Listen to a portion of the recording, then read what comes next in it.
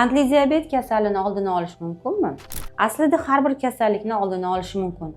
Har bir kasalliklar bizning organizmimizda yashirin holatda bo'ladi. Biz o'zimiz noto'g'ri yashash tarzi, noto'g'ri ovqatlanish, har xil zararli ichimliklarni ichish hisobiga biz kasallikni yashirin belgilarini yuzaga chiqarib yuboramiz. Qandli diabetda o'zi prediabet holati bo'ladi, ya'ni oldi holati bo'ladi. Ana shu prediabet holatining alomatlari nima? Bunda odamda insulin gormoni ko'payadi. Insulinga hujayralarning sezuvchanligi kamayadi.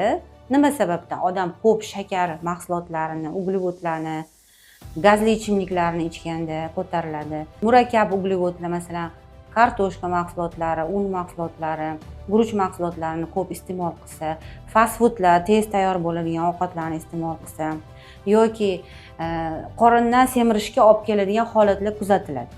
Qorindan semirishi esa bunda qorinda visceral yog' qavati to'planadi.